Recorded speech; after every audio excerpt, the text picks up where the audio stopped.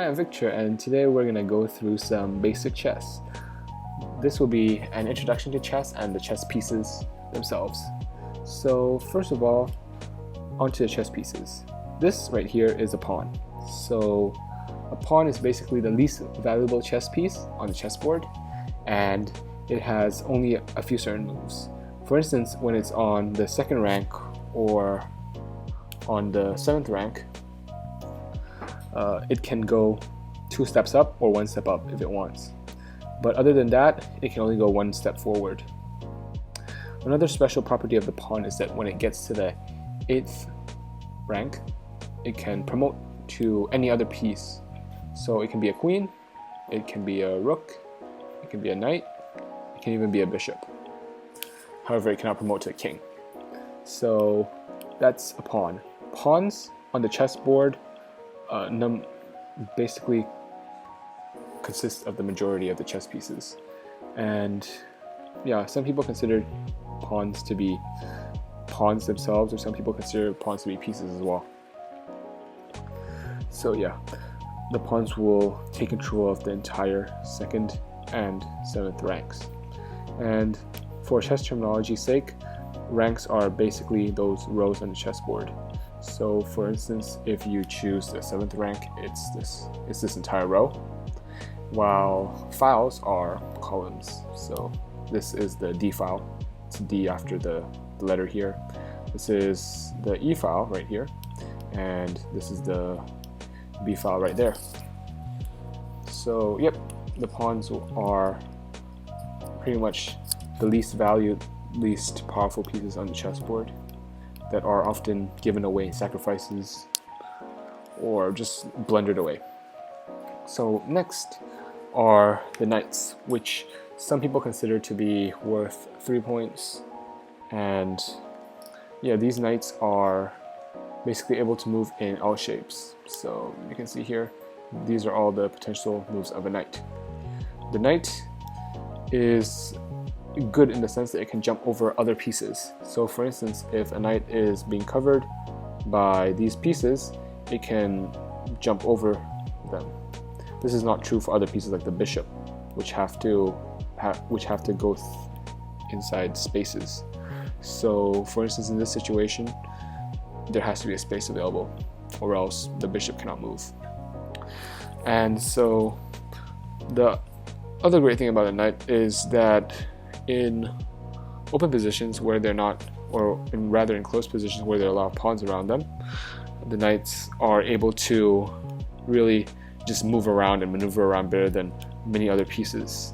And oftentimes when they are not able to be attacked, like for instance in a situation where the black pawns are pretty much gone and there's nothing possible to really attack the knight with, then the knight can really be powerful. You can see that in the center especially, the knight looks like an entire monster, a really scary thing that nobody would really want to ever meet, let alone match against.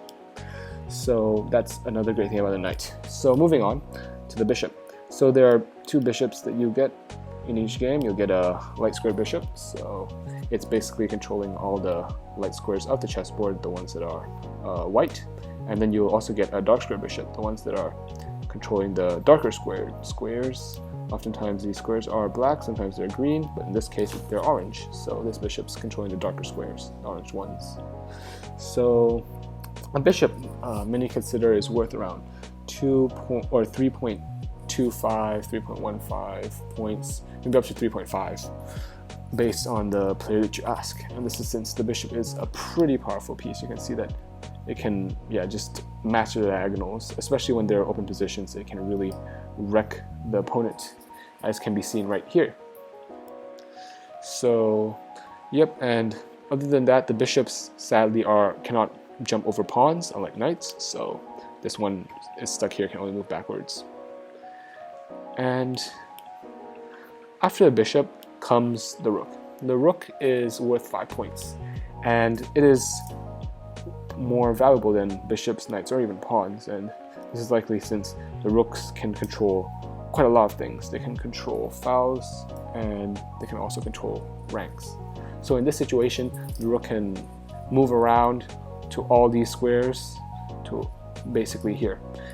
although they cannot move on diagonals, they are still really powerful because most of the action, most of the time, happens on ranks. So for instance, if we say put a position like this right here, you can see that if black has a bishop here, you can only attack really one pawn, like right there, or you can attack, you know, 2 pawns right there. But in this case, the pawns are like lined up on the same rank. So as a result of this, if you put a rook onto that position, like say an enemy rook, then it's really powerful. It has high impact. So even if say a pawn can move forward, you can just start taking that one.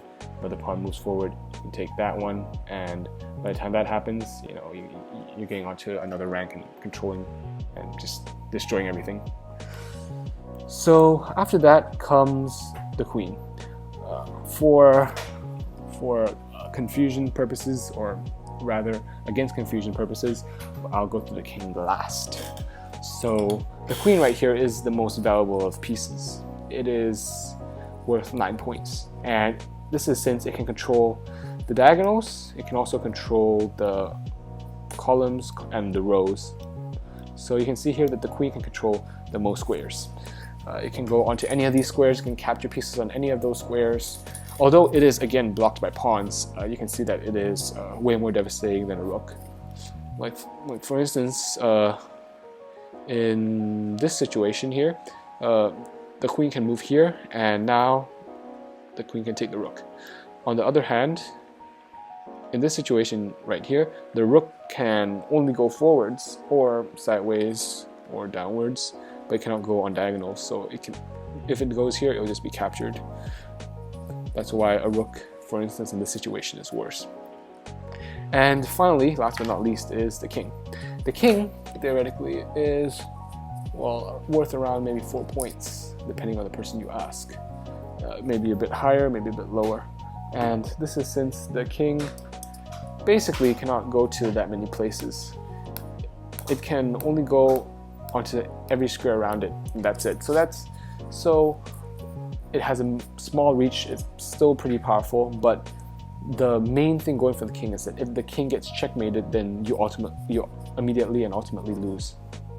So however many pieces or however much time advantage your opponent has, if you get checkmated, like all of that will basically, and if your opponent gets checkmated, then they'll also lose, no matter what advantage they have. And so yeah, the king is really important in king safety especially. So yeah, the king, as can be seen here, can just move around on all these squares, and yeah, it can just continue playing and really just trying to stay safe. And another important, well, special rule with the king is castling. So for instance, let's say that this is our situation here. The kings and the rooks haven't moved yet, and there's nothing attacking or blocking them. So in this situation, the king can just castle kingside, or it can castle queenside. And the act of castling is basically moving the king 2 steps to the right, and the rook, well, 2 steps to the left. So yeah, that is for kingside castling. But for queenside castling, you move the king 2 steps to the left, but the rook 3 steps to the right.